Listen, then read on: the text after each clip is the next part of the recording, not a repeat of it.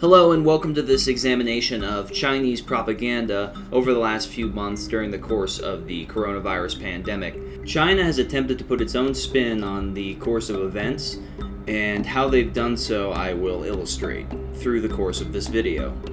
The first example of Chinese interference during this pandemic was when they tried to silence the doctor from Wuhan along with several others who were first coming out and reporting the presence of a SARS-like virus. Then something happened that the Chinese government could not ignore. Whistleblower doctor who told the world about the coronavirus in Wuhan has died. Well, what we've known since is that he is one of several doctors, in fact, they believe at least 8 altogether, who were blowing whistles here early on and trying to sound the alarms and trying to make sure that local authorities in particular knew what was going on. According to a New York Times article, quote, even before his death, Dr. Li had become a hero to many Chinese after word of his treatment at the hands of authorities emerged.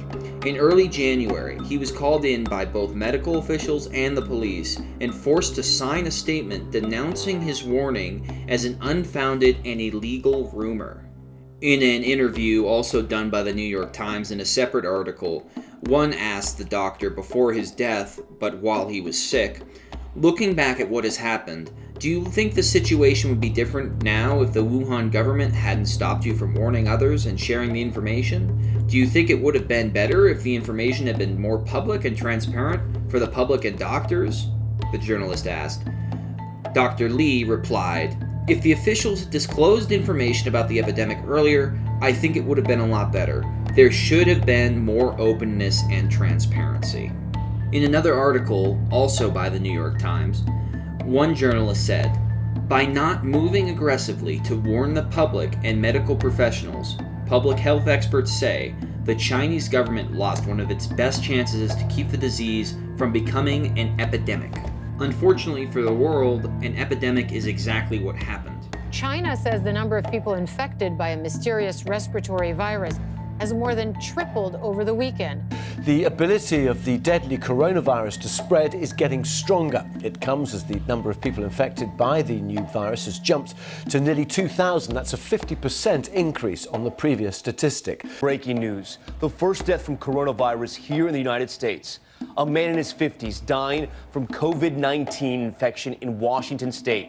Much of the Chinese campaign has been predicated on them telling everybody that the numbers are going down, that the numbers are lower than the United States and even other countries such as Italy, and that they, through their drastic measures, have been able to mitigate the virus and slow it down to a point where there are no new infections in certain areas. This viral video was shared across the world, displaying Chinese efforts to mandatorily quarantine somebody against their will in the Wuhan area. Now, this is so shocking to those in Western countries who believe that their own countries would never dream of doing something similar to their own citizens. But when you're watching a video such as this, it could be believable that through these extreme efforts, mitigating the spread of the virus would be possible.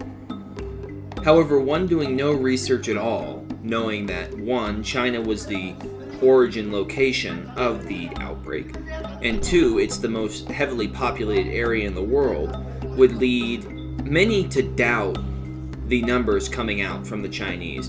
And this is without doing an ounce of research.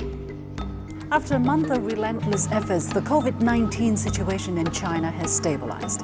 The number of new reported infections has taken a nosedive since the second half of February. However, China denies that the coronavirus is still a significant issue in their country, and the numbers they are reporting are lower than many other countries affected by the disease so far. According to a Washington Post article, quote, officially the death toll in Wuhan has stalled at a little over 2,500, a detail repeatedly highlighted by China's foreign ministry. But something didn't add up. One local crematorium in the city was operating 19 hours a day, and in just 2 days, 5,000 urns were delivered to the establishment. Foreign media outlets, including the Washington Post and many others, picked up on the details, Radio Free Asia, a publication funded by the US government, extrapolated further, suggesting that as many as 42,000 could have died in the city.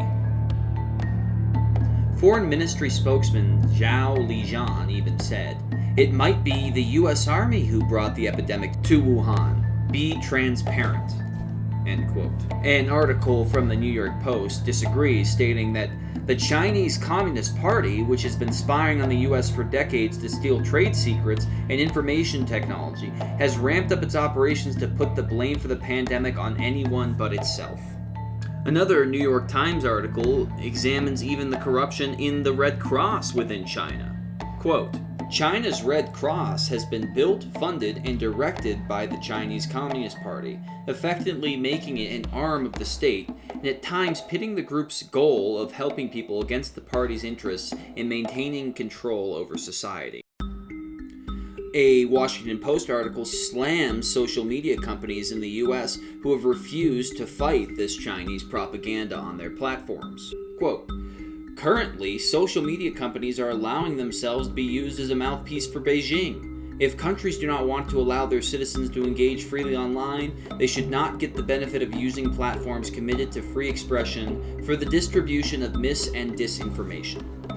A New York Times article proposes an answer for why Chinese propaganda to Americans and Westerners has been so effective. Quote, while China's propaganda might usually be dismissed as just that, especially in developed democratic countries like the US, the errors in those countries' responses have allowed it to gain more of a toehold than usual, said Zhanjiao Huang, who leads the Global Health Center at Seton Hall University in New Jersey. But it's not just in America that people have taken note of Chinese propaganda efforts, but also in the EU. The European Union's top diplomat, Joseph Borrell, stated in a blunt blog post, quote, China is aggressively pushing the message that, unlike the US, it is a responsible and reliable partner. In the battle of narratives, we have also seen attempts to discredit the EU as such, and some instances where Europeans have been stigmatized as if all were carriers of the virus. End quote. The Chinese are actually trying to make it seem as if the Europeans are the typical virus holders and not themselves.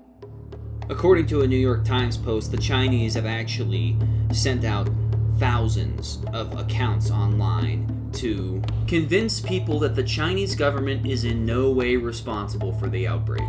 Dissenting opinions, of course, are harassed and bullied by these online aliases, some which could number in the thousands. According to the New York Times article, quote, the online backlash had been so severe, Fang Fang, a dissenter of the Chinese regime and common spokesperson online against China's policies, wrote on Weibo that it reminds her of the Cultural Revolution, the decade of political violence and chaos that she saw as a child. The only comfort, she wrote, is that this type of cultural revolution is only conducted in cyberspace. One is only a Google or YouTube search away from finding a plethora of information on the Chinese propaganda campaign during the coronavirus.